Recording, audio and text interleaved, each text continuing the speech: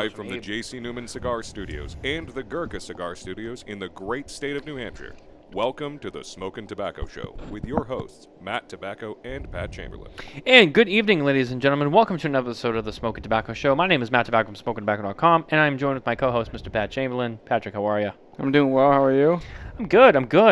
So excuse our appearance. I don't think we look too bad, but we are slightly different because we're literally in the middle of kind of transitioning our whole setup around. We have our own spots now, so we don't have to huddle together.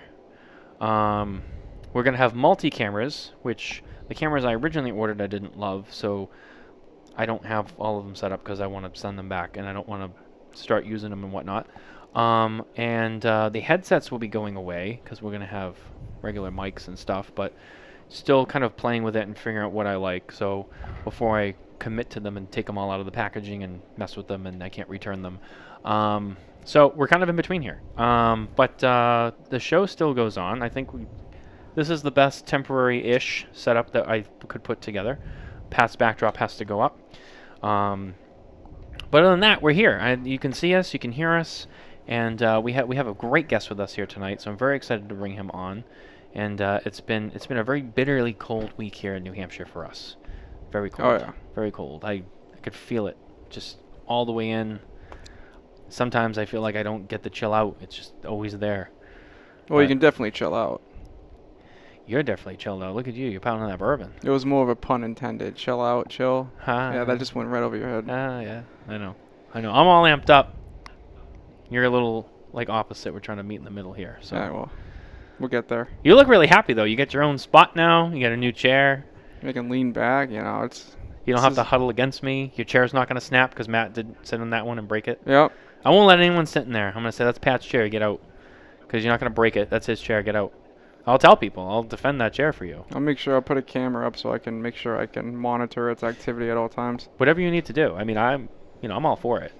But we have the other one in there. I'm going to save that for when people come over and they want to be disrespectful to the furniture. I'll say, you can sit in that chair because it's already... I don't know. There's something maybe wrong with it, but that's Pat's chair. You can't sit there. And, of course, nobody sits in my chair. I think everybody knows that. But regardless, that's your spot now. So, you're over there. That's nice. And, I think that it's probably for the best for everybody. But it's okay. I'd say so. I think so, yeah. Anyway, let's bring our guest on. Enough of my pitter-patter with him. Let's bring on our guest. This is someone who I think a lot of people will recognize from the industry. A very esteemed cigar maker. You probably follow him on social media. You probably smoke his cigars all the time. I don't know. What I do know is he's fantastic. He's making his debut here on the show. It's Mr. Rafael Nodal from Tabacalera USA, Altadis USA, from brands such as Aging Room, Monte Cristo, all of the rest. Rafael, welcome to the show. Well, thank you guys for having me here, my first time, and I really appreciate it. You keep trying, Matt, because we miss each other a couple of shows at the IPCPR, PCA now. Look at this, IPCPR, at least I didn't say RTDA. That's going back. Yeah, that's going back. But listen, thank you for having me here. It's a pleasure.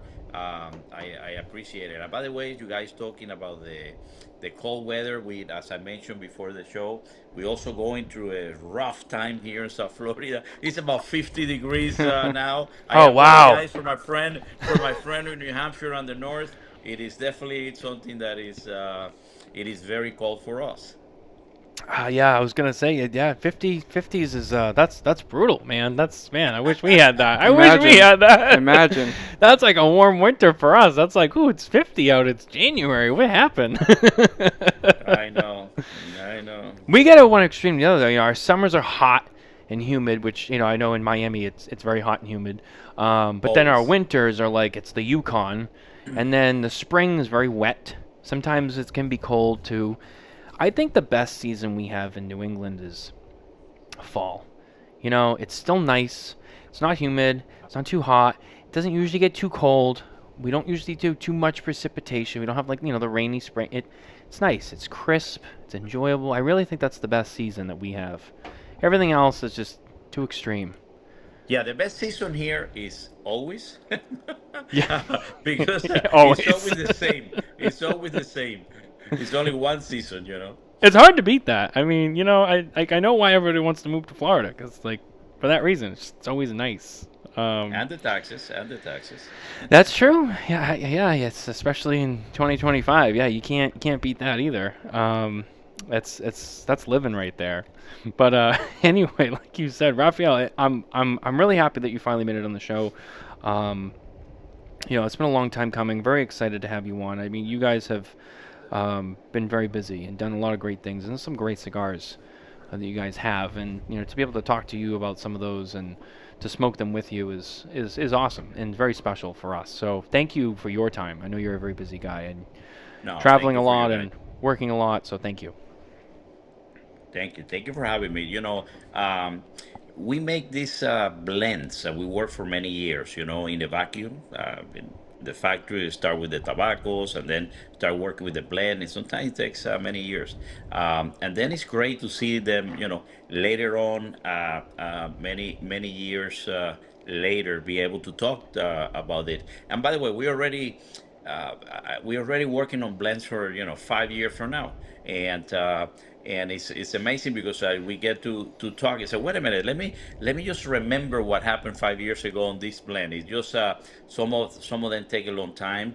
As a big company, because in addition of owning the aging room cigar brand, which is distributed by Alta de Cigar, I get to make the blends of all of our portfolio, which include amazing brands like Monte Cristo, Romeo and Juliet, A. Shotman, Trinidad, Henry Clay, Onyx. I mean, just the list goes on and on. So it's an amazing thing. We're always working in something new, and it's great revisiting some of those brands that or blends that started a long time ago. Yeah, I mean, a lot of those brands, being, historical, Cuban legacy brands too, that are, obviously not Cuban made. They're separate entities from their Cuban counterparts, but names, regardless, that people still know, Yeah. and to be able to use that and build off of that and make some great cigars. And I think, arguably, for some of us hardcore cigar smokers, I think that those brands that you guys have versus the ones from the old country, I think some might argue are even better than the old country ones today. Just for a lot of different reasons, and you have one being you get to use a lot more options with tobacco. Right. So and get to work with many different factories, and you guys work with AJ Fernandez a lot, which I mean AJ's one of the best there is. I mean, guy knows how to grow tobacco, knows how to blend it, knows how to make cigars. I mean, everything he does is usually pretty fantastic. So I mean that's great to have in your arsenal too. So you Yeah, guys no, make it absolutely. look easy.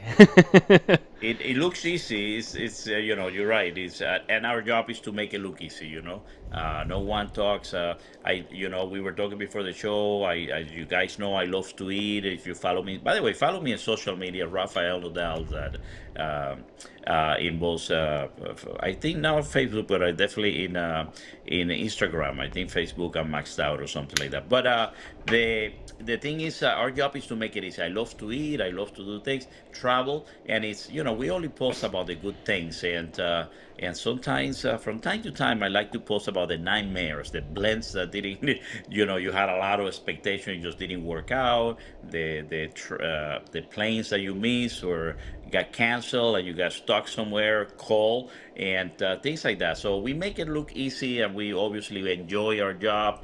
But working with AJ, and we, as a company, we have a factory in Dominican Republic in La Romana, Tabacalera de Garcia, legendary factory, has been there for 55 years. We also have Flor de Copan in Honduras, which have been there for 48 years. And then we don't have a factory in Nicaragua, so we work with two fantastic partners, which is the Plasencia family and AJ Fernandez, which, by the way, they're also family. And they were a friend of mine for a long time. I worked with both of them independently before joining here. So we've been able to do some amazing new reinvention of the blend, reimagining of the blends, and put Montecristo, Romeo and Juliet, and a showman, and in a path to with new flavors and aroma. And I like to say it's like a journey. It's like a journey, taking the consumer in a journey of flavors and experiences. So it's for a kid that came from Cuba in a little boat. I have to tell you, this is like a dream come true. Legendary, iconic brands. Yeah, yeah, I would agree. I mean, and it's for me as a, for people like us and the consumers and everyone who gets to enjoy them. I mean, there's definitely a huge sense of appreciation for what it is and how great they are, the history behind the names, people like you who get to come on and tell your story, and so many others like you, who get to do the same. There's a lot of parts to it, but it's all very very very special, and that's one of the reasons why we wanted to have you here to tell that story, um, and talk about who you are, where you came from, and then talk about what you're doing, because Yeah, you're yeah, doing yeah. something right. You're doing something right. We try. Well, I'm eating a lot. I think that's helping. I'm drinking a lot. By the way, cheers.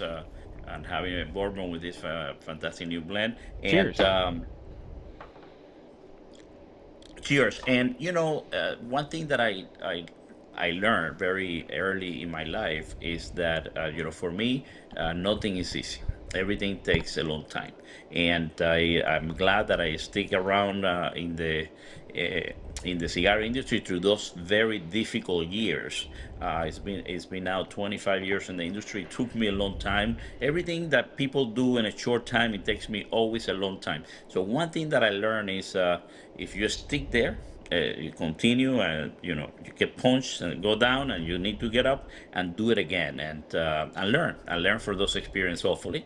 And that's what I've been able to do, and I'm glad that I stayed, because I tell you, it was there were touch and go moments. They are very difficult during the journey, but it's when you do something you love, it's worth continuing. Well, they say what's the saying that when you do what you love, you don't work a day in your life, or something like that. Yeah, Absolutely. yeah. Absolutely. I started my day today. I think my first cigar of the day was at 6 in the morning. It was too cold outside, so I came inside, finished it here with coffee. I was in the office by 8 o'clock in the morning, made it home at 6 o'clock, had a little sandwich, and then now this is the after dinner. So, it's sometimes the long hours, and this is shorter than when I'm in the factories, because then those are really long days. Um, but it's something. I mean, talking about, listen, the opportunity, talking with you guys, which love this industry and help this industry by telling our stories, or connecting the consumer, the people that love cigar, with us that work on this, trying to make new blends. So be able to tell the story is something that is just an amazing opportunity. So I really appreciate it. Absolutely, absolutely. Well, first of all, let's talk about a couple of things that help make this show happen. One of those is our retail partners, our friends at the number 2guyscigars.com. That's right, the number 2guyscigars.com. Head over there to find an amazing selection of cigars and cigar accessories from brands you know and love, and maybe a few that you haven't quite discovered yet. So order some cigars, order something new today at the number 2guyscigars.com. Now, I know that Two Guys carries most of, if not almost all, I think, of the cigars that you guys have, or at least they have a good variety of each of the brands. They have, if not all, amazing selection of brands and great retailers.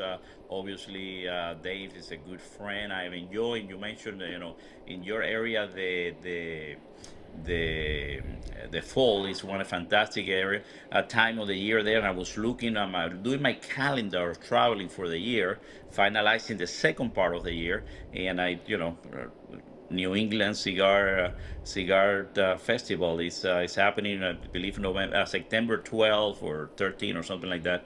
Right. So that's a great. I'm gonna be able to spend there a nice. Hopefully, it doesn't rain, but it's a great time. Great retailer, great friends, great friend on the industry, and work extremely hard, just like you guys in the industry. Yeah, absolutely. And I look forward to seeing you. I'll probably be there. I usually go to his event in the fall. So That'd be awesome to see. But being our guest, we're going to talk about what we're smoking. I'm going to let you go first. So what are you smoking? I think I know what you're smoking, but I'll let you. I'll let you do it. Yes, yes. Well, thank you. We are working in the introduction this the end of this month is shipping to the store. Is the new something that I'm very proud of. Is the new aging room La Boheme. La Boheme was a brand that we started in as a standalone brand back in 2014. In 2015, won the top spots in all the lists of magazines in the whole world, and including Cigar Aficionado. I think it was number 12 that year. And when we started in Altadis, we only concentrated on aging room. So now I'm bringing back the aging room La Boheme, so under the aging room umbrella, and bolder, more looking to the future type of blend, and something that I'm very excited we're going to be able to share with the consumer at the end of the month. Oh, very excited to try that. Very excited. I've seen you guys posting about it all over social media. Really getting excited about it. So, really excited to try that myself, and get that in our review cycle for the year too, and see how it does. It's always a fun part. Pat, I'll let you read this one off for us. What are we smoking tonight? I know we're smoking Monte Cristo, but I know you picked these out. So. Yep. So we're smoking the Monte Cristo 1935 number 2. So personally, I want to say this is my favorite cigar that they make, but we were saying before, like all of the 1935s are just all so good. I couldn't pick my favorite one out of them. Like every size is just unique. Like the number 2 to me is more of a spicier cigar, which is more to my palate. But I mean, it's the Toro is more balanced. The Espresso, which I butchered the pronunciation for that, I think, again. I think this time you did it very good. Oh, I did? Okay. Is it Espresso? Espresso. Espresso, yeah, with Espresso. E instead of O. Okay. Espresso, which means fat, by the way. Yeah. Okay, good to know. That one, when I smoked it, was more of like that Cuban-esque, that creamy, that dark oak, that kind of floral sweetness. So they're all same blend, but just super different. And it's a great cigar. So when you said we were doing this tonight, I'm like, I have to smoke this because I don't need an excuse to smoke a 1935, but I mean tonight's a great night to do it. So yeah, why not? Yeah, why not? I mean, I'm pretty sure, if I remember correctly, the 1935 anniversary was on our first list back in 2021, and it was I'm pretty sure it was in our top 10. It was. I remember that when I first smoked it, I said, "Wow, that was one of my favorite cigars that year." And I said, "This has to make our list." And I'm pretty sure it was in our top 10, if I remember correctly. And ever since then, I mean, it's always been a favorite. And like we were saying, all the sizes are pretty good. It's hard to pick one. This being, I think, one of the more favorites for myself as well. But even just across all of the Monte Cristos. That particular brand is one that I personally have really always been fond of across all the different blends and lines that are within the Monte Cristo, collection. There's a lot of really great stuff in there. I was mentioning to him, I believe is it the Monte that was AJ? I think it was Monte by AJ. Is that what that one was? Yeah, we had a Monte. Well, it was a long name, Monte by Monte Cristo by AJ. That's Monte by Monte Cristo AJ Fernandez. That was a long name. Yeah, that cigar was fantastic. That was another one that like I bought a lot of those from Kurt actually back in the day. I have a few still. Do you? Yeah, it's like a kind of like a butter press, right? Like it's like a Yeah. Yes. Robusto. Yes. Yes. So I have a handful of those. So the cellophane is all browned out. Big band like this is Yep. a huge band. Yep. I always said when I was working at Twins that Monte Cristo was the hardest brand to sell for all the right reasons, because you would have a consumer who has some set palate, and you go to the Monte Cristo shelf, and there's just too many cigars you can sell them, and it's hard. You kind of sit there. They're all so good. Yeah, and it's like, well, almost any of these they're gonna enjoy. So you just kind of have to sit there for a second, and you just think, and you're like, what do I pick? Because I mean, there's like 10 cigars in front of me that they're gonna love. So I mean, you kind of just throw a dart at the dartboard. But yeah, it's just such a vast variety of cigars, and there's really something there for everyone, I feel. And even with the introduction of the 1935, I mean, just like a full-bodied, nice, rich Nicaraguan Puro, there's not anything that Monte Cristo doesn't offer. Well, any of the brands, Romeo and Julieta, like it's All of them. Yeah, I agree. You would like Romeo. I mean, there's some good ones in the Romeo collection that just are on point. And then you talk about aging room. I mean, I know aging room for you specifically is a big one too. I mean, you guys have had great success with that across all the publications. You got Cigar of the Year from Cigar Aficionado with that one. With I believe that was the Nicaragua, the Cuatro Nicaragua, I believe Correct, correct, Yep. correct. It was 2019 Cigar of the Year. Yeah. Yeah, I mean that's and that's very special. And then a couple years ago you came up with the Sonata, which I know for you was, if I remember correctly, it was you would being from Next on my lineup. wow, look at that, see. And we'll probably talk more about that. I'll save that because we'll talk about that in a minute once we wrap this up. But yeah, I mean you can't go wrong. There's so many great cigars that you can discover from them. It really is. You should check them out if you haven't. For whatever reason, you should smoke through them because you're going to find some gems in there. And the other person that we love having with us every week is our friends from ST Dupont. That's right. Shake up the legacy with ST Dupont, featuring the amazing Legrand lighter that now pings, featuring the torch and the soft flame. Riding shotgun here with me. Pat, you got that Biggie lighter over there. Still got the Biggie. Yeah, that's been a favorite lighter at Smokin Tabacco all year. We've loved that lighter. There's just something about it, that giant flat flame, the way it lights, the way it burns, it's just phenomenal. Ask your local retailer about ST Dupont today. We're color coordinated tonight too.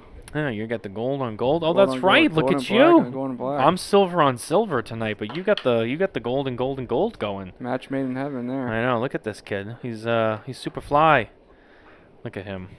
Kid knows what he's doing. I love STD Dupont. I should have brought mine. I have a nice collection of it. I like the blue one. On that one that you have, I like the blue one. Because I love everything blue. So it's and my good friend Les, that is we work together. Oh. Les Man, that we work He's the together best. when I in Colibri, when he was in Colibri with my Cell Force, also sold Colibri. Great friend, great products. Always ST Dupont. My wallet is ST Dupont. My pen is ST Dupont. My portfolio, carry my things are ST Dupont. Everything is. I just love the brand as a brand and what it stands for. Amazing quality. Yeah, they know what they're doing over there at ST Dupont. I gotta say, they're pretty good. Great stuff. Great, and I like how you. One thing I'll say, and we talk about ST Dupont every week, but I like how you talk about all the other products too, like the pens and the wallets, and they make leather briefcases and they make duffel bags. And they make all sorts of stuff. Cufflinks too. Yeah, cufflinks. They get some great stuff. That's non-lighters and cutters and cigar stuff. I mean, they make everything. So I use their pens too. I mean, I write all day, so. Mr. Fancy Lawyer over here uses their pens in the courtroom. I know. There's nothing like signing with the divorce paper with the ST Well, it's funny. Thing. It's funny you say that because the DuPont pen that you do use right now in court is your skull pen. Yep. Which is a nice pen. It's a DuPont, but it's all skulls. And he's like, I kind of got this DuPont, but it's got all skulls on it. And he's like, it's almost like the joke is like, that's the pen I'll use like when I send someone away, 25 to life. Skull pen, there it is. You're going away. It was a Pirates of the Caribbean collaboration one, so it's all gold, but it has a little skull. I know which one. Yeah, pretty cool. Yeah, look at you. Look at you. You should have had it with you. Would have matched. Well, yeah, it matches all my other stuff too, written right? all your notes down. I don't know. Rafael, this show's about you, though. As much as we love DuPont, this show's about you tonight. One of the things I wanted to start off, it's your first time on the show. Anytime someone comes on the show for the first time, I like to kind of introduce our audience and everyone else to kind of, who you are and your story. And I know you have a story, and I know you came from Cuba, and I'd like to hear just a little bit about kind of your background and, where you came from and, what led up to, where you are now, if you wouldn't mind sharing that with us. No, not at all. It's something that I love to tell the story because it shows what American is as a country, what American people are as a people that admit and accept people like me. It's an amazing thing. So yeah, so I was born in Cuba. I came when I was 15 years old. If you've seen the movie Scarface, at the beginning of the Scarface, there are a group of people that come in the boats. I came in the boats. I came in a boat with 300 people. At the time, Cuba was going through a lot of difficult things, and about 125,000 people left Cuba in these boats in a matter of 3 or 4 months. And we all arrived. I arrived in Key West.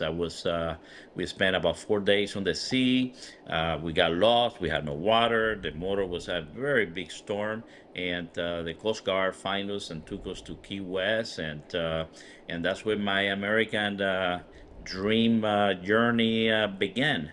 One morning, about 4 or 5 o'clock in the morning, we've seen this. What I thought at the time was a big boat, which is now I know the Coast Guard's boats are really small, but when you are there in the middle of the sea and you see this and a beautiful American flag, that's very moving. We thought we were gonna die on the sea, and they took us to Key West. We got out of the boat.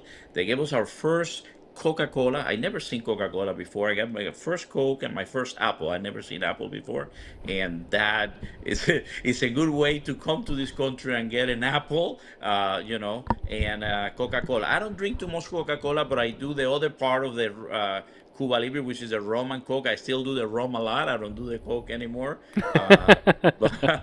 But so from there, I came to New York. I went to New York. I continued my musical education there for 3 years. I was 15 at the time, and when I was 18, my parents wanted to move to Miami. All Cubans wants to move to Miami, Yeah. and I cry. I wanted to be stayed in New York. I am so glad that I came because it's so cold there. So I don't know. I am just glad I came. And one thing started another. I started my own opera group. I was 18. It was very Really? difficult.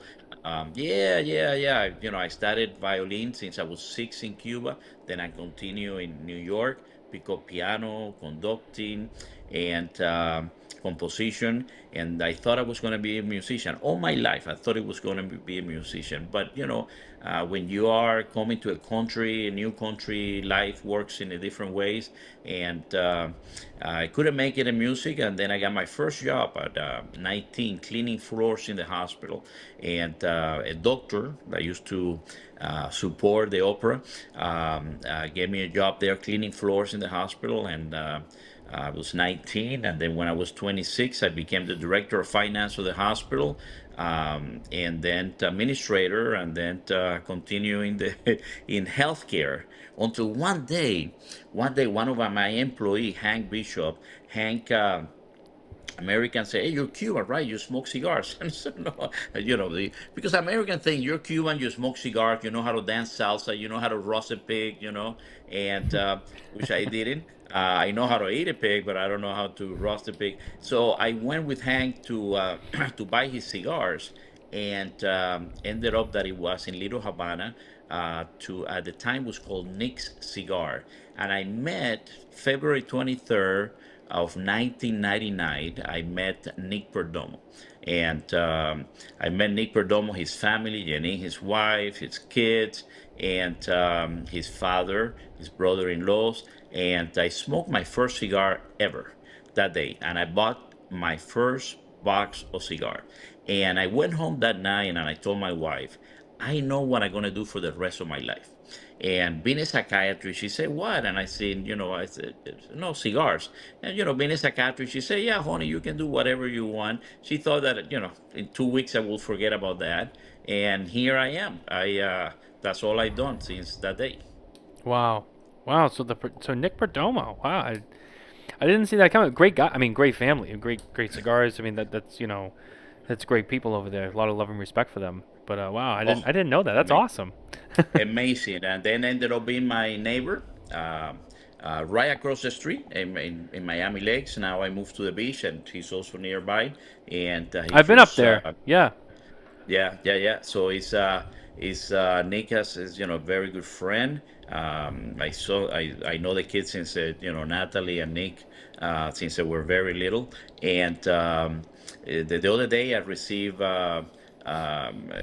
something from the city of Miami Lake, where we both live, and he used to be a vice mayor there. He went to the city to give me my proclamation of the city. So Nick is an amazing friend and someone that I not only love because he's an amazing cigar guy, which has also struggled and gone through many difficult times, but Nick is a family man. He's just a dedicated husband and father and friend. Amazing things. Yeah, I mean, he's another one of those guys. I mean, even like you, I mean, embodies that American dream. You know, they started at the bottom, they worked hard, they made it, and they're successful. And then you know what else? The key part of that too, they never forgot about where they came from too. And I Right. think the same goes for you and many other people in this business. You know, you never really forgot where it came from, how it started, what it was like to have nothing. You know, and um, there's a lot of great families in this business, and I think just about all of them. When you talk to them, you see how well they are and how well they're doing and how big their companies are, but they never forgot. Hey, back in the day, we didn't have shit. But we grinded and we made it. So I think that also is just, it's very inspiring, and it's a it's a huge influence, I think, on a lot of people. So No, absolutely. Cigar industry is, America is an amazing place, and you see the American dream everywhere. But the cigar industry, especially, has this amount, a tremendous amount of people that we all started very difficult, and I came later in life to the cigars, but people, families that have struggled for generations, the Plasencia family have struggled for generations to get to where they are. So now some people say, "Oh my God, look how well." No, no, it's I have a meeting with Nestor Plasencia Senior tomorrow. Tonight he's doing his first event in Naples, and he's driving tomorrow morning early so we can have a meeting. These people work tremendously at 75 years old, and yeah, the industry is full of those people, just the patrons, the olivas, there's just amazing amount of people that make make our industry great, and I venture to say make the American even greater than what it is. To add what you just said, I mean, last time Pete Johnson was on, I mean, he was talking about Don Pepin, and I remember he was saying, he's like, we were out, we were at, this farm, we were at that farm, and we were doing this, and then, we were heading back we were heading back home for the day, and he wanted to go look at this one little area on this one plot at this one farm, and he went all the way back out there all by himself, and he walked all the way out there to look at these plants. He's like, that guy don't quit. He goes, and he's up there in age, but he just, I'm going. He went all on his own. He goes out in the field. He does his thing. He's like, a guy's gonna work till the day he dies. He goes, and he loves it. And he's great. And I think you're right. There's so many people like that, and No. it's crazy, but it's awesome. Pepin is an amazing friend and an example of that American dream, and people that came here with nothing, and just I remember having a store by Miami Lakes, and Pepin came in and having rolled cigars, and the family dedicated, and it's just an amazing dedication to the craftsmanship and learning and always trying to improve, because at the end of the day, man and Pat, we're not competitors. We have one thing in common, that we wanted to learn and continue making cigars. It's just this year that they got number one cigar of the year by Cigar Aficionado. Now, I swear I send a message to Jaime and Pepin, and I said, listen, I feel as happy or maybe more that you guys got it than if I got it, because it's it's a recognition of not just a cigar, right? It's a recognition of the lifetime work that's gone into that cigar. Yeah, absolutely, absolutely. I mean, um, I had this one. I lost this thought I just had ready to go. I have one. Go ahead. I had something and I lost it. I hate when that happens. I So I talk want too to. much. I'm sorry. No, no, No, no, no, not at no, all. no, no, no, no. That was not your fault at all. That was on me. So I want to expand on your story a little bit. So you said that you started smoking 1999 and then shortly got into the business. So that's a tough time to get into it because that was right in the boom. So there was a lot of people that After were. the boom. That was No, after no, the that boom. Oh, was- I mean, Yeah. my bad. Right after the boom. Yeah. So that was still a period of Even worse. instability. Yeah, because I Yeah. mean, you have like the Don Nobodies, you have like retailers can't get products. So, like, how did you overcome that? Listen, like I mentioned before, for me everything is very difficult. It was hard. I started actually selling cigars on the internet. I started an internet site. That's how I met people like still very close friends like Ernesto Perez Carrillo, the Padron, and all those people. So at the time there was a brand called Puro Sindio that now some of those brands Oliva has it, but I became friend with those, and through hard work, and then I met a brand called Oliveros, and I bought it, and I opened my own factory in 2002, not knowing anything about cigars. I lost everything that I had, and then some. It was difficult because finding tobacco and really me not knowing anything. That's why. And then I met the Plasencia family, which ended up being friend of my wife family for many generations, and I went there to learn. And I realized, man, if I wanted to do this, I needed to learn, and that it's what it's all about, learning, and then being able to experience or expand. But the knowledge has to come from those that know before you, and so it was difficult. But like I say, for me, everything I got into the real estate after the when it went down. I mean, everything that I've done, it takes me longer than everybody else. You were late to Every the game. longer. I'm always late for the game, but I stick and I continue. And I said, if other people can do it, I really should be able to do it. Plus, when you love something, you have to keep doing. And one thing that I learned is that in life, not only in the cigars industry or any other industry, and you as a lawyer and all of that, is perseverance and never give up, and that's what it takes. Yeah, and I like one of the things. Kind of back up a little bit. We were talking about our cigars. I mentioned aging rum Sonata. I remember when that cigar came out, and I remember the video that you made, and you talked about it, and you had said, I'd always wanted to make my own Sonata because you have such a strong musical background, Right. and that was kind of like your way of it. Maybe you're not making music for a living and doing all these things, but you're making cigars. But you still got to make your Sonata, in a way, and excuse me, and you had that personal connection with maybe something else that's not cigars, but you took things from your life, from your past, things that still mean a lot to you, um, and you still found a way to make it happen, which I think is great. And you're doing it through the cigar. I know how proud you are of that, and some of the other projects you've worked on, and it's great to see people be able to still do that, some way creatively, even if it's not how you originally thought. You still kind of you still made your Sonata, and I still think that's a great story.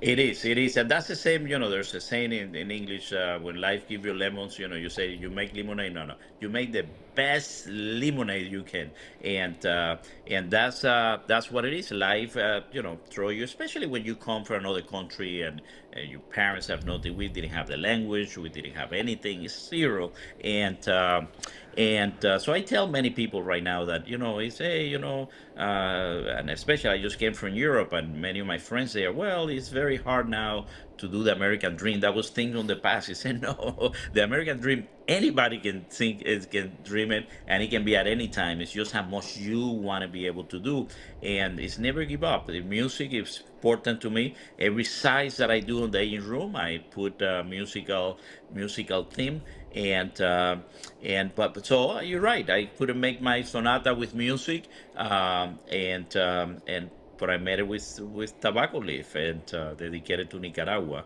which is an amazing land and amazing people, and we get a lot of the tobacco from there. So this is I wanted to do it. So never give up. Keep the dream because that's the only thing that you can do. Yeah, absolutely. Then one of the things too I want to mention is a couple years ago you guys started doing the Know Your Rapper experience as well.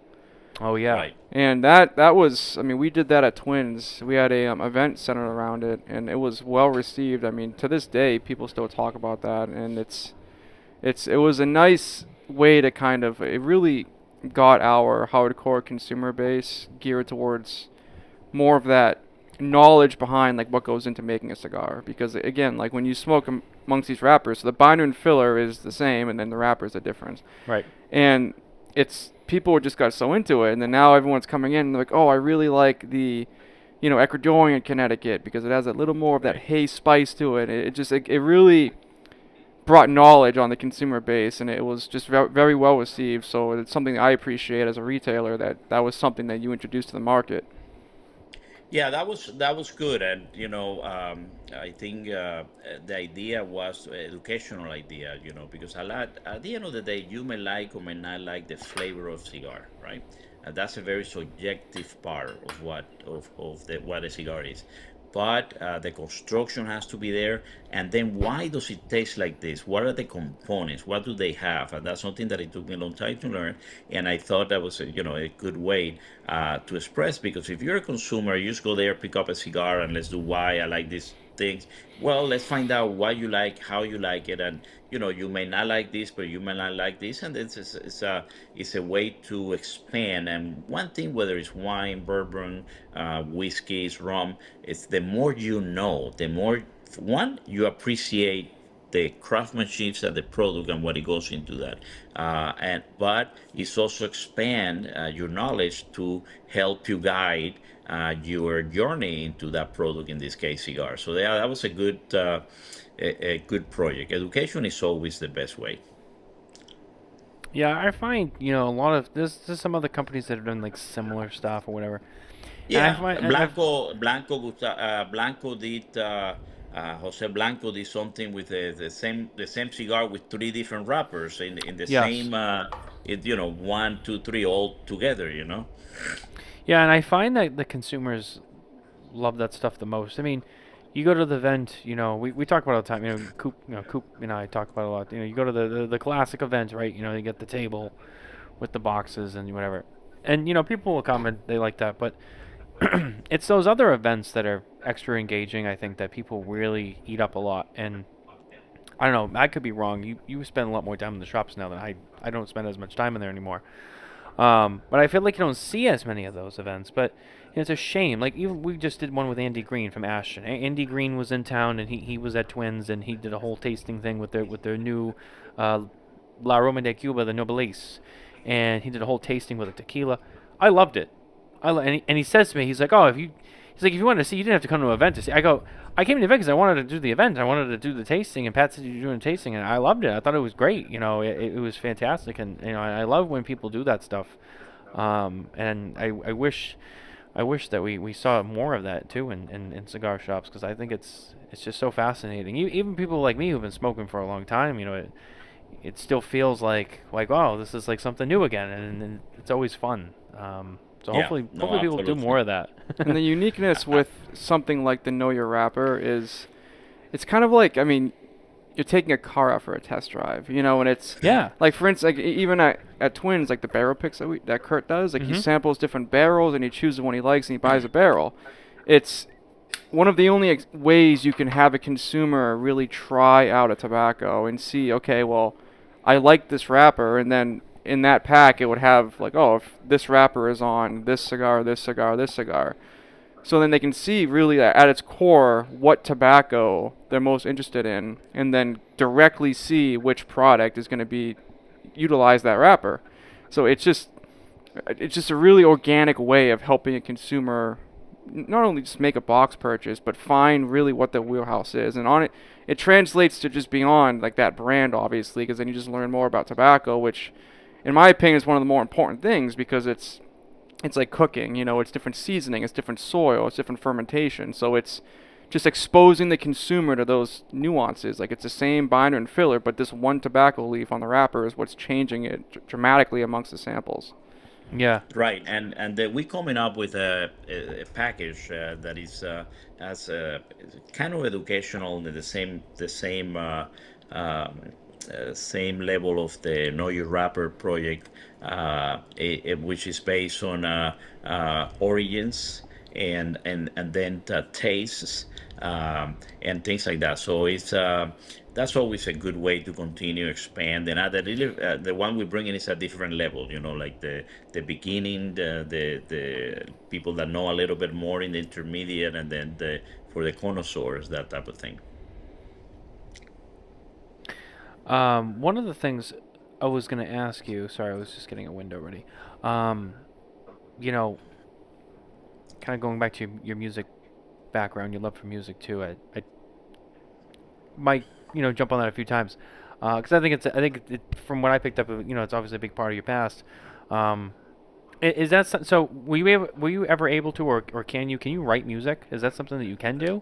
Oh yeah, I write, I compose, and I spend a lot of nights on the piano now. You still And I do, remember, yeah. yeah, yeah, it's still do. As a matter of fact, the other day, my first instrument was violin, but I then piano was a little bit better for composition and things. And the other night is funny because at the end, I think what my last event of the year, December, it was with Ape and Smoking in Palm Beach, and he. His daughter Petra plays the violin, Mm. and she's 15, amazing girl, and he said, my why don't you play with my daughter? And I say, well, sure, let's try. I haven't practiced violin for a long time. I haven't touched it, but it's a challenge. I love challenges. I said, yeah, yeah. So she sent me all the music that she wanted to play, and it was Bach concertos, and it was just like I said. There's no way. I said, listen, I haven't had a chance, but I'm going to practice a little bit. And when I got into the violin, I said, there's no way I can play this. I need practice a lot. And then she played that evening, and then I just did a little thing at the end. But I have not played the violin for many, many years. To improvise and do a little improvisation on the violin. So I guess it's like riding a bike kind of way. But it's yeah, I love music, and I spend a lot of time in the music. Many nights in the piano. It's my me time when I sit down on the piano. When my wife goes to sleep, I can do it with with a cigar. Otherwise, she'll be yelling at me all the time, and that way she will only yell me in the morning. But it's my what I call my me time. I get on the piano. I either start composing, or I just start a little bit. So yeah, it's something that I still do very very often. Now, do you find, when you're working with tobacco, I mean, working on blends and working on products, I mean, is that a very similar feeling, that music creation process where the creativity comes out and there's an infinite amount of possibilities, and maybe you can be alone when you do that too, and you're just kind of alone with your thoughts, and you find like that process is it kind of the same, as that same feeling of that self satisfaction of creativity, or are they two kind of very different things for you? No, I think one of the things that I'm a creative person, whether it's painting or whatever it is, or cooking, that I took it during the pandemic because I couldn't go to restaurant. I said, well, I'm going to cook. You I gotta eat, remember yeah. yeah, during the pandemic, I remember after a week at home, being in kind of pajamas or kind of a chores, and I told my wife, no, no, no, no, forget about this. Let's dress up every night. And we every night had candlelight dinners. I prepared the food. I started learning because I never really cook. I always loved to eat, but I didn't love cook. But I've been to many restaurants. I love fine dining, and I started learning. So because it's the process of creation. So what I find with the tobacco, for me, the blending is as much as composing. It's the same project. Sometimes, by the way, there are only 7 notes. We even have more possibilities of flavors in the cigars that you have in music. There are only 7 notes, and with those 7 notes, you have a tremendous array of changes of tempo and keys and what have you. And with the tobacco, it's the same thing. So for me, everybody approaches tobacco blending very different. For me, which is a very personal thing, is like a music, like creating a music. Sometimes I sit on the piano with no idea of what I wanted to do, and just start coming out and playing around. And other times I have a set idea. This is what I want to do. And the tobacco is the same thing. You start playing around with the different flavors and different tobacco leaf and different origins, different farms, different seeds varieties, different types of tobacco varieties, and then different countries, and it's that and different regions within those, and different farms within those regions, and so the possibilities are endless.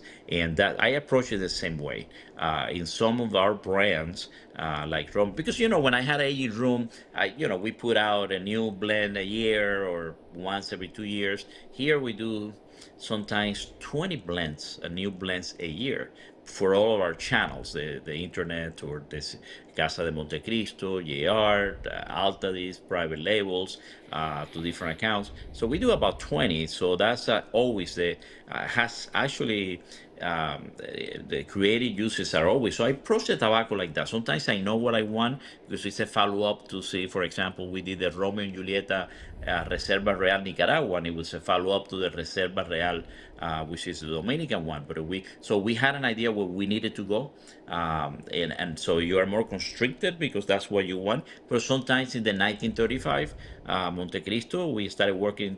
I don't know. We did it for the 85th anniversary of Montecristo, which started in 1935.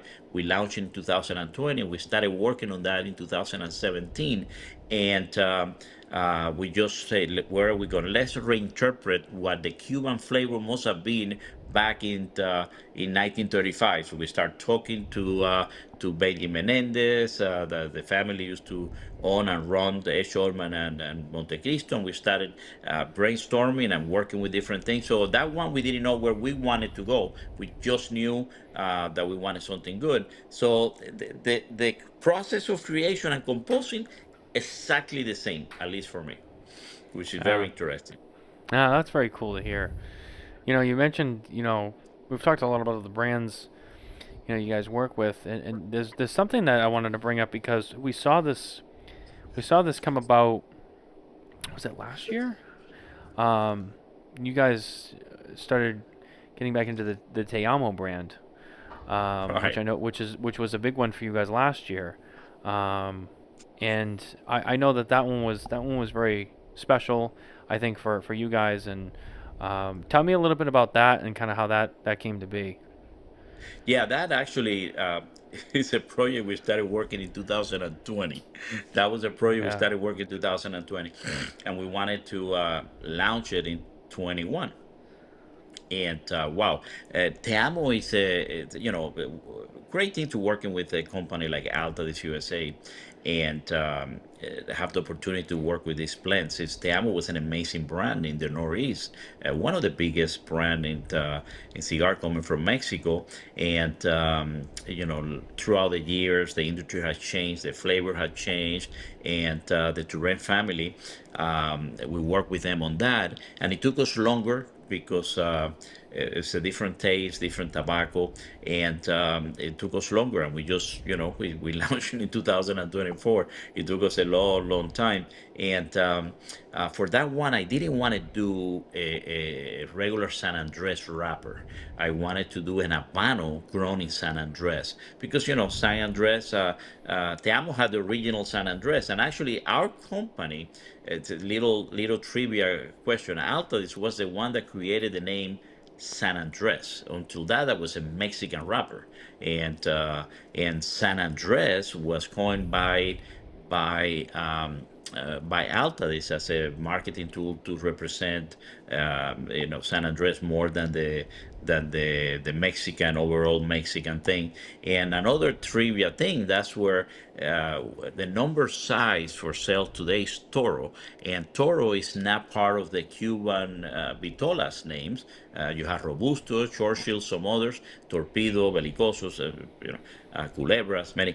But Toro came from the Te Amo brand. I mean, this look at these two things, amazing everybody now has San Andres wrapper, and the Toro is the number one size, and it came because it had a bull. Toro is bull in Spanish, and the Te Amo brand had the bull, and Te Amo means I love you. So we created that, work with them. I wanted to do the next generation Te Amo, but not concentrating on the San Andres as we know it today, but more than a tobacco. It was a Cuban Criollo 98 grown in San Andres Valley. So.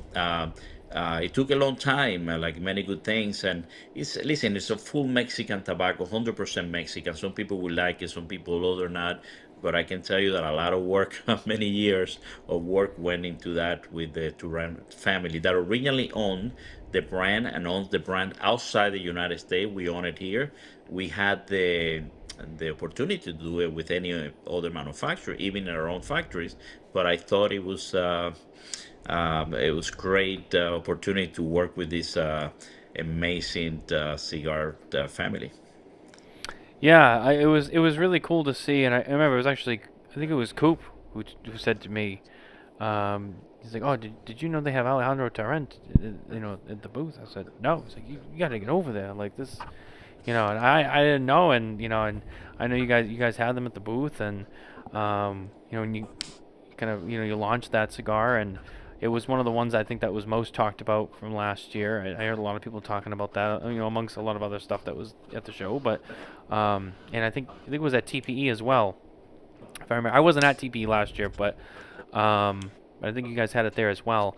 And I Yeah. remember that was the talk of even the TPE show was like, oh, did you see that they had the Tiamo there, and they had the new Tiamo, and I remember seeing it and getting the information on it, and then I tried it, and I was like, wow, this is something. So that was another one of those projects that, I thought was really, something unique and special that really stood out for you guys in the last few years, and there's no shortage of them. I mean, you guys, like I said earlier in the show, you guys have done really well with Aging Room.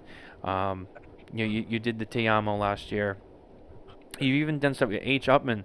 You've done a lot of stuff adding on with the H. Upman line, which has been really cool to see. I really liked the whole barber thing that you guys did with the trade show. And I'll tell you, that barber pole, that was a great cigar. That really was. I loved that cigar. I thought it was great. That was something special too. But I liked how you had the barber chair like at the booth and its own little thing, and that was cool. See, like that was it was something outside the box there. I thought that was really something special, and you guys seem to do really well with that stuff. I can add No, with the it's all the experience. It's all experiential. Mhm. with the Tiamo, like it's from a retail perspective when that came out, Mhm.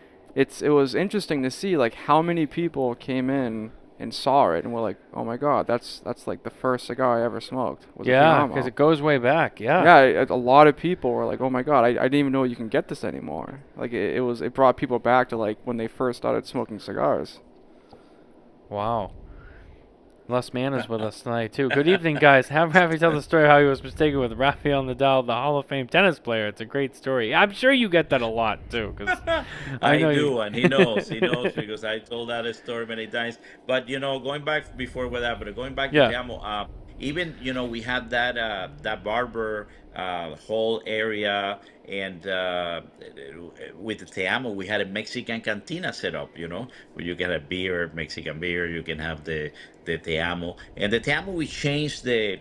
I remember being in everything we do is very personal. So I remember being there in the valley and one morning waking up and see the mountains and the sun over it. And that's exactly what we put on the logo in the anillo. It's a sun. We took the bull because, these are different times and the bullfighting and things it might not be accepted by many people. I think there are only two countries right now, Spain, which is very big, and Mexico, that the bullfight is a part of the history and the culture of the countries. But we removed that, and not trying to be politically correct, but it's a new version of that. And we did the mountains and the sun coming on the logo, so it was a complete same cigar, same idea, all Mexican tobacco, and but with a new perspective, more modern perspective. Yeah, and it's interesting to hear you say that too, because, you know, it. I feel like for me, like the Tiamo, it's different, you know, because I feel like you had the Tiamo that a lot of people knew from many years ago, and the consensus I got was there was people who loved him, and then there was people who didn't. Because and Right. we had this conversation with who were we having this conversation with recently? I can't, it's eluding me now, but we had this conversation. There was a time. My point is, there was a time. Someone was on with us recently, telling us this, and you know, when you mentioned Mexican tobacco, it was like the forbidden, like, oh, you don't say that, like, you know, we don't use Mexican tobacco, and now everybody uses Mexican tobacco, and that's like, you know, and people love it now, and it's funny how things like that can change, because and even, you know, speaking to, you know, retailers around here I know who've been around for forever, like, you know, like Dave, and it was like, yeah, there was a time when, like, you mentioned Mexican tobacco, and people were like, what are you doing with that? And or like there was manufacturers who were working with it, but they didn't want to admit to it. And like now, Mexican tobacco is as widely accepted as, you know, almost anything else. And it's amazing to see how far it's come, and to see, like, you know, the reaction that people get from it now, of being like, oh shit, Te Amo, and oh, Mexican tobacco. And you see in other brands like Casa 1910, you know, which I'm sure you've heard of, you know. Of course, of Yeah, course. I mean, what those guys are doing with their Mexican stuff, and really celebrating that Mexican heritage, and seeing that come out now, and it's kind of cool to see, to be honest with you, and it's interesting, how times change. Like you talk about times have changed. You know, times have changed sometimes for good, sometimes for bad, but it can be interesting either way. So, Absolutely. I add on think what we are Pat in the said. best. I think we are in the best time for cigars, right? If you are a cigar consumer, if you are a cigar manufacturer, I think this is the best time for cigars because we are able to maintain quality, to be innovated in the several things like the growing, the varieties, the hybrids that are being created, the hybrid seeds, the fermentation processes, and the aging processes, and then the blending things like that. A cigar like I remember when I started, I did a cigar Oliveros XL for men, and had five tobacco type of different 5 different countries on the blend, and it was unheard of. And we now, you know, we do many puros. I work with a lot of old Nicaraguan tobacco. Like this one was a challenge, all Mexican, because most of what you see right now is being used as a wrapper or as a binder, but not so much as a filler. And this, I wanted to make sure it was the whole thing. I could have used Nicaraguan or Dominican tobacco, but I wanted to do a full Nicaraguan, full Mexican tobacco. And you know, it's a challenge, but at the same time, hey, my philosophy: if you're not having fun, don't do it, right? And this is part of us. Uh, Journey of creating is extremely rewarding. Yeah, no, I agree. It's you kind of to echo what you said earlier. You do it with love and passion, and you know, and I think I think you see that with a lot of the products out on the market today. You see that with a lot of people, and you guys are certainly no exception. I'm gonna take a quick break right here, and I'm gonna do our news segment really quickly. Before we get too deep into the show here. And our news is once again brought to you by Micallef Cigars. That's right, Micallef is featuring the new color series from the black, the blue, and the red, with more colors to come in 2025. Micallef Cigars, smoke one today. So, Pat, we have with us um, news from Tatuaje, which I know is something that is interesting, and we talk about Tatuaje a lot. The Tatuaje has announced the Boris Karloff cigar that's coming out. Which we just got word now. This is, from what I understand, this is a little different from the original Karloff cigar. This is the Boris Karloff, which I think is based on the original blend. It's a little different, and this is going to be shipping out to retailers. Actually, it's launching. Let me take that back. It's launching at Corona Cigar this week, and then it'll be available at select retailers later in January. But this is interesting, and they got his face right there on the box there, black box, just kind of like black and white almost. Really, really cool. And for those who know, Boris Karloff was the actor who played the monster in the 1931 film Frankenstein. Kind of going back there, which Rafael, I'm sure you know, but there might be some people out there who might be a little young for that. But if you don't know, now you do. He just Um, told me. He just called me old right now in the air, live. I am old. Yes, I am. I mean, I did it as graciously as I could. If I know Coop probably would have done probably a little bit of a better job with that, but yeah, no, it's something to keep an eye out for. It's going to be $15 at MSRP. It's a 5x50, 5 and 5/8 by 49 Vitola wrapped in Ecuador, Sumatra, Nicaraguan double binder, and filler from Nicaragua. It's in 20 count boxes. And I believe this is a limited run of 1,000 20-count boxes that are produced at My Father's Cigars SA in Esteli, Nicaragua. So keep an eye out for that today. Yeah, it's an interesting time of the year when there's some new releases being announced. I mean, well, with the trade show being earlier now, you're probably going to hear even more now. But usually you don't hear too many new announcements, to kick off the year. But we have TPE at the end of the month, which I know there'll be some releases for that. But then you get the PCA show. Second week of April now, so I mean, you talk about another month or so, people are going to start, announcing what they might be bringing to the show, which is interesting because I think, and Rafael, and you speak to this obviously as well, with that show moving from, and I know you guys haven't been back at the PCA show very long, but you guys came back in 23, right, when it was the last July show, so you had that show in July, and then March. Talking, what was that, like 9 months? It was, inside of 12 months for the next show. Excuse me, for the next show. And we kind of saw, not so crazy, I think, on product releases and new projects. I think, some manufacturers probably have, knew about it and worked with that, but still kind of a short window. Now going another, I think, 13 months since the last trade show. I think it'll be interesting to see kind of, what we see at that show. But I assume you guys probably have some stuff that you're gearing up for the shows coming up too. You guys usually are not ones to show up very silent. You always kind of have something up your sleeve. So Listen, it is, but you're right. With that short year, that was a little bit adjustment, right? I think that now this year, for us definitely is an important show because we have, when you work with brands like Monte Cristo, Romeo and Juliet, Trinidad, H. Shortman, there's always an anniversary, and they're like huge anniversary. This year is the 150th anniversary of Romeo and Juliet. It's the 90th anniversary of Monte Cristo. I mean, there's always a huge anniversary. But I think this year, you're right. I think this year will go to the normality, and I guess we are adjusted to do that. It's difficult because you have the end of the year. We always wanted the show to be moved to. We think this is a better time slot for the new innovations. But you have the closing of the holidays, right? The factories start working again, and factories are big machines, but it's made with people. And you come in our countries, we love to eat and drink and have a fantastic time, and then it takes time to adjust, and it's a big thing that it needs to be greased and continue working.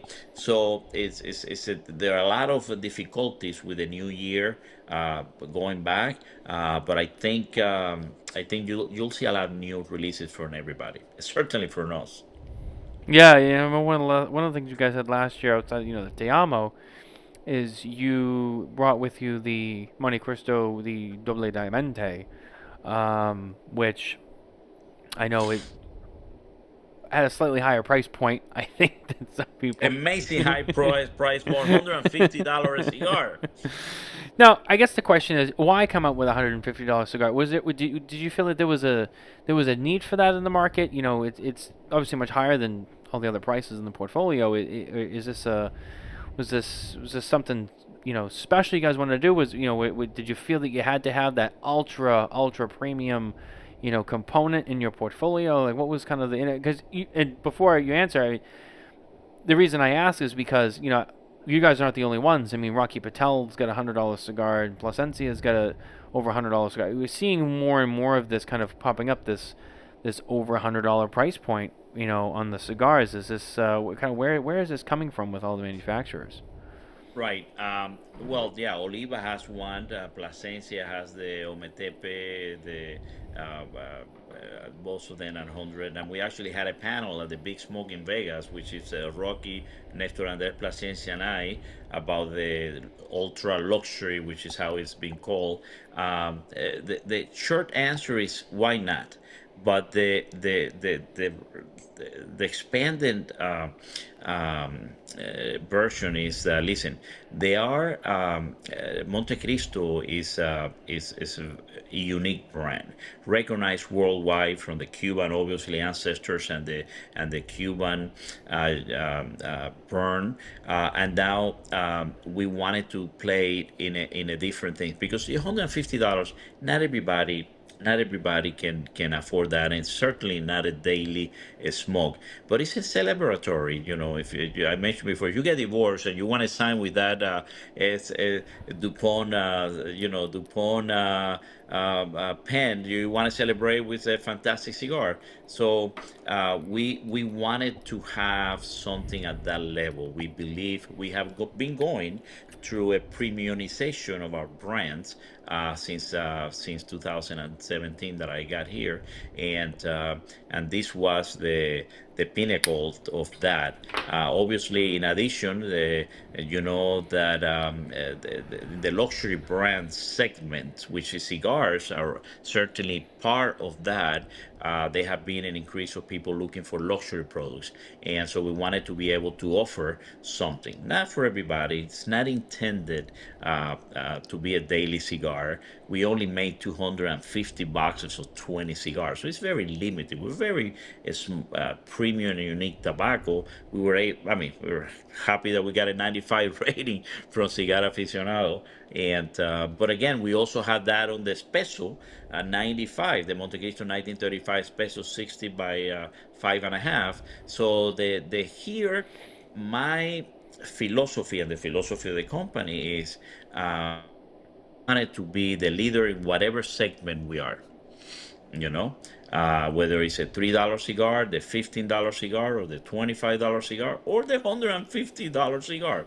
And so No. we thought we were challenged, and we needed to live up to that. And I think humble, we tried at least.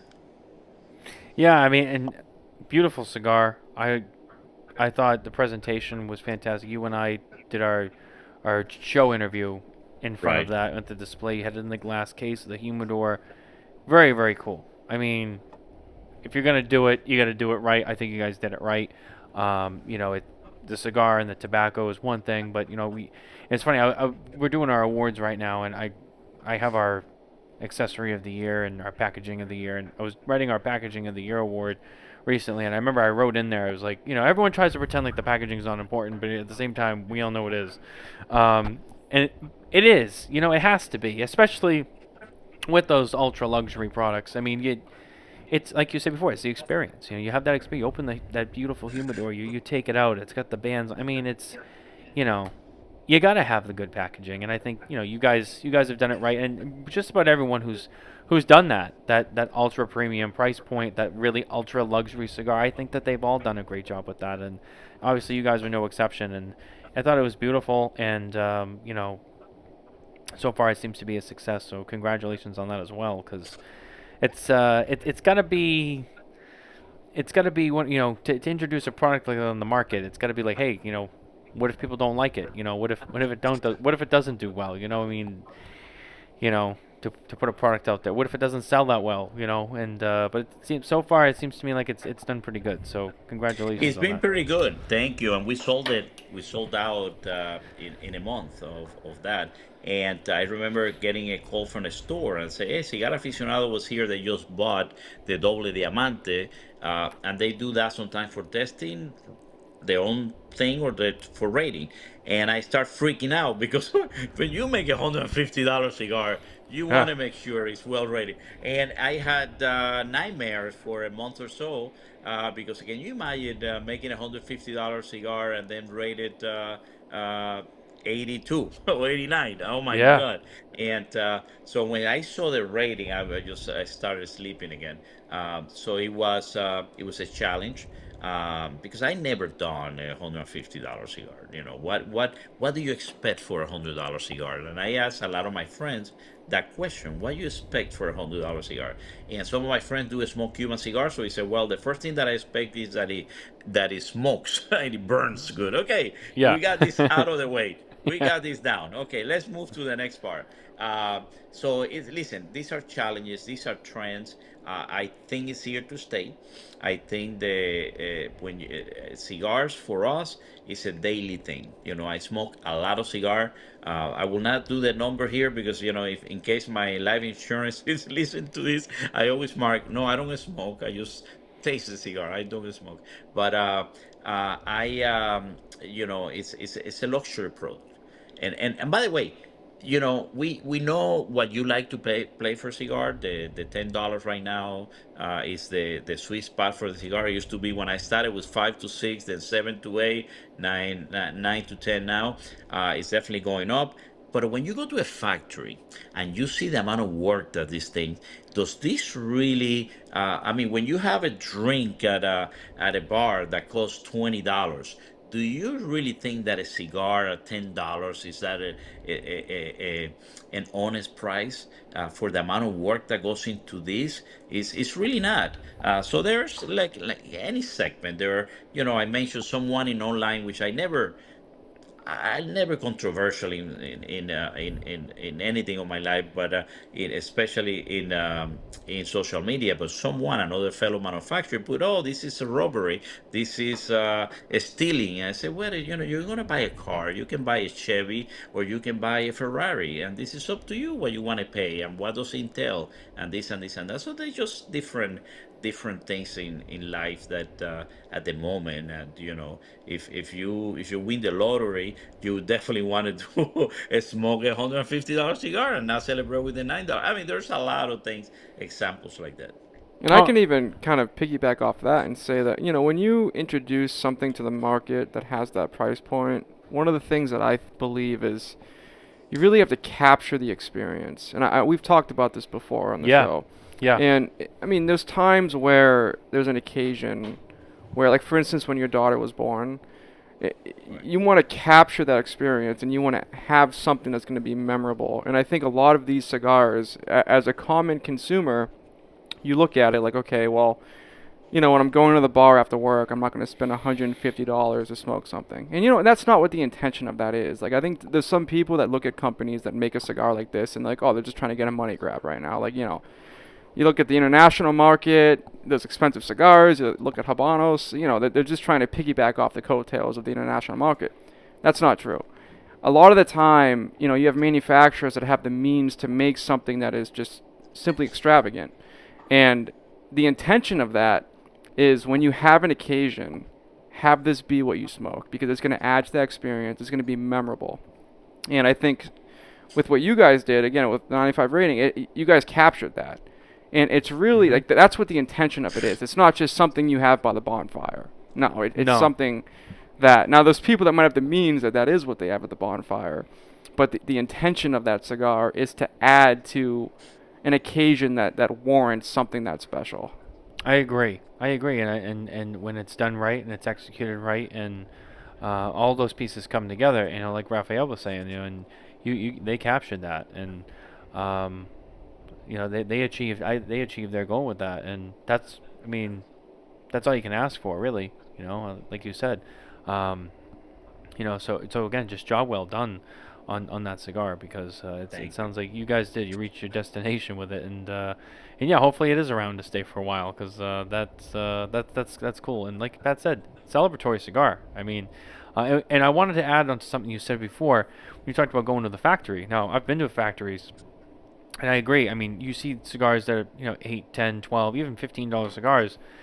when you've been through that and you've seen that, you have to ask yourself, how can you sell cigars that cheap?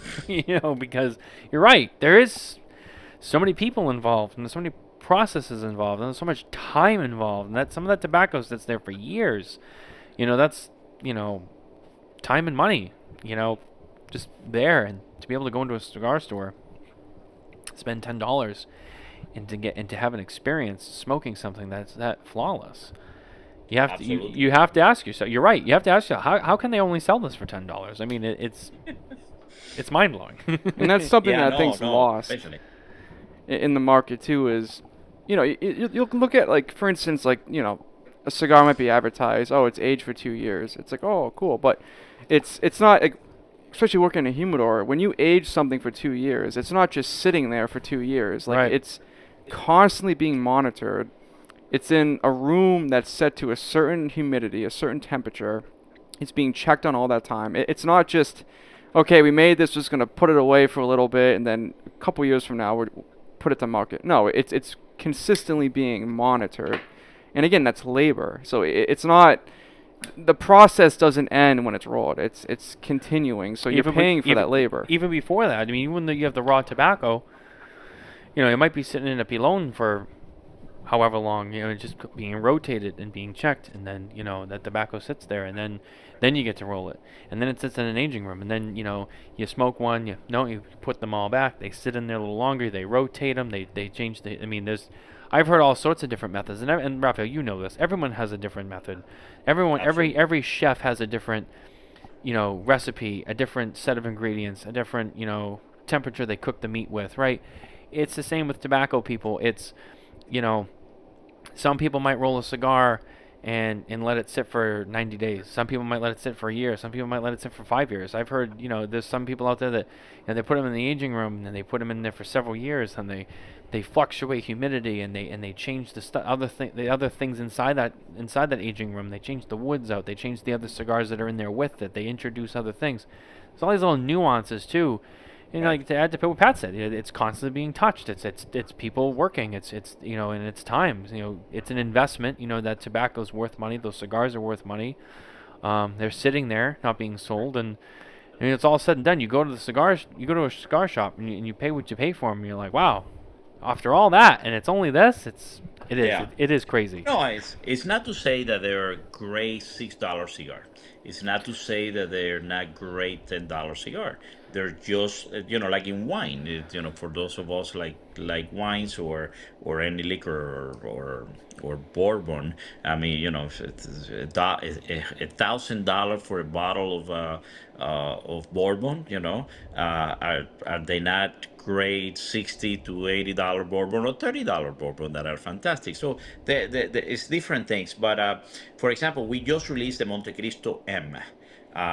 It's a Connecticut Ecuador wrapper aged over 20 years. Do you think you can pay for that with $20? It's only $35, $30 to $35 a cigar, but it's a wrapper that have been by the grower, by the way, have been aged for 20 some years. Some of them 24, 23. But what were you doing 20 years ago? I was like half of the man that I am today. I was like skinny, and a lot has changed in 20 years. And these people were the Perez family, David Perez from SPG. His father started aging this, and the Montecristo M has been extremely well received. Only a month I was looking at the numbers today. Only a month since we released it in December, and has been doing the best-selling cigar in our history in the initial 30 days. The thing is, their innovation, and the people can pay for it, fantastic. Others that cannot pay it, it's okay. It's the other great cigars that we offer, or some other people offer.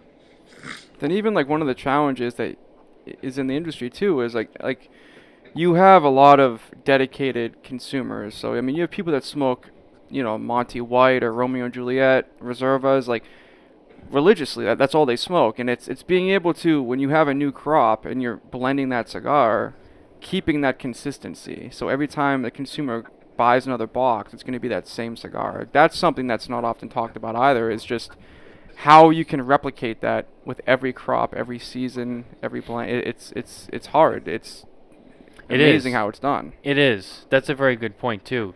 And we've had so many manufacturers on here over the years that make that point too. If they, you smoke a cigar, and then 3 years later, you come back to it and you smoke it again, and it tastes exactly the same. That is not easy to do. And Rafael, you know that. I mean, you do this every It's day. it's it's the most difficult thing to do. Consistency, which I learned a long time ago when I started. You can make a great cigar one time. You can make it maybe two times, but every day, in and out. And you mentioned the Monte Cristo White Series, which I was looking at the numbers. We had our big meeting for the review the year and planned some of the things this year. And the Monte Cristo White, it's a monster in terms of sale. Monster. I mean, the amount is amazing. It's the number one selling by SKUs, and very close to a Romeo and Juliet 1875. And but that cigar, I can tell you, since I started working on this industry, which I smoked that cigar, is consistently the same for 25 years. That cigar, we can do something in our factory in Tabacalera Garcia, Flor de Copan, that is maintain that same consistency for 20 years. You know what it takes to do that? It takes having a lot of inventory, right? Because tobacco crops changes from year to year, weather, raining, things like that, and that means that you need to have an amazing amount of tobacco inventory, and to maintain the tobacco inventory that we have for 5 years. When you make it 150 million cigars, that's a lot of tobacco that we have to maintain, and that is cost. That's very costly, and then to maintain it. And you mentioned it. It's not just sitting in there. It's the requirement of main labor to work on that tobacco to make sure it's there for all those years. It's the amount of work. The industry has done an amazing job, and I think we have continued to do that as well. Yeah, I mean, absolutely. I think you said it's not easy to do. Um, you know, and kudos to you and all the other manufacturers who make it happen. Because we appreciate it. We do. We love smoking our cigars. I'm looking at the time here, and I know we're getting towards the end of the show, so we're probably going to wrap up soon. But first of all, I want to say once again, Rafael, thank you so much for being on here with us tonight, and and sharing so much with us, about yourself and the brands and the companies and everything we talked about. I really appreciate it. It's been such a great conversation, and it's been awesome to have that with you. So so thank you for all of that. I really appreciate it. Thank Um, you, guys. Pat, before we wrap up, did you have anything that you wanted to add, or you wanted to ask Rafael about that maybe you had saved? I think I touched on everything as we went. Awesome. Yeah. No, I just want to make sure. I didn't want to cut you out there. But yeah, Rafael, like I said, thank you so much for being here with us No, tonight. thank you guys for having us here. You know what we do in a vacuum, in a little, in the farms and the factories, and then in the offices, and be able to talk to the consumers. And you are that link that help us take our message out. I just want to say that 2025 is an amazing year for us. 150 anniversary of Romeo and Juliet, 90 anniversary of Monte Cristo. We have some amazing releases, and I firmly believe the best is yet to come, and 2025 will be amazing. I'm already working in the 27, 28, 29 projects, and it's something that everybody that works in this industry is about the dream, about dreaming, and about belief that you can do it better, you can do it different and meaningful. And at the end of the day, We don't make cigars. What we make is experiences for the consumer to sit down at home and smoke a cigar, or their family, their friends. And the best cigar is the one that you like and the one that you enjoy with the families and friends. So for us, it's unique opportunity. Very humble to be able to do this. Oh, sorry, I lost you. What happened there? Yeah, and like I said, we appreciate you guys too, because we get to enjoy them, and it definitely doesn't go unnoticed. So I'm excited to see what you guys have in store for 2025. It sounds like it's going to be a great year from you and some of the other people I've already gotten to speak to about this year.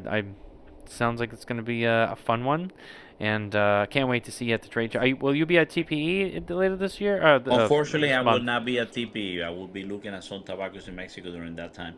But yeah, but at the PCA for sure. Well, I'll get to see you at PCA then in New Orleans, and I look forward to that. It's always a pleasure to see you there, and everyone else in the industry. It's a great time of year, as you know. But that's going to be our show this week, Rafael. So once again, thank you so much. I appreciate you, and that's going to be our show this week, guys. Don't forget to head to smokintabacco.com for more news, reviews, and updates. It's awards week. Cigar of the year, our top.